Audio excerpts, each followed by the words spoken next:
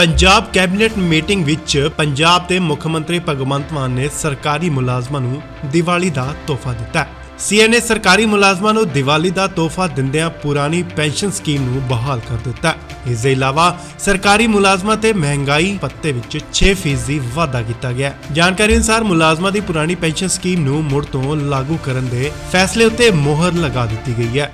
पंजाब के सारे मुलाजमां नूं एक खुशखबरी दे रहे हैं कि पंजाब सरकार ने फैसला किया है कि दिवाली के तोहफे के तौर पर असी पंजाब दे विच ओल्ड पेंशन स्कीम लागू कर रहे हैं।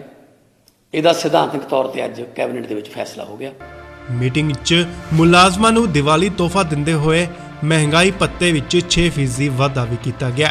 तो एक मुलाजमां दी होर वड्डी मंग वो भी अज लागू कर दी गई है। 6% DA जिहड़ा है पंजाब के मुलाजमां नूं वो लागू कर दिता जाऊगा। 6% DA जिहड़ा है भत्ता।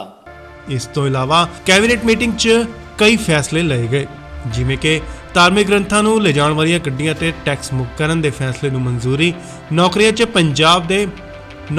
पंजाब दे नौजवानां नूं तरजीह लई भर्ती दे नियमां च बदलाव नूं मंजूरी, मोहाली मैडिकल कॉलेज दी नवीं थां नूं मंजूरी दित्ती गई है। पंजाब सरकार ने कहा है कि एक इतिहासिक फैसला क्योंकि पंजाब दा हर वर्ग काफ़ी समय तो माड़ियां सरकारां कारण काली दिवाली मना रहा सी।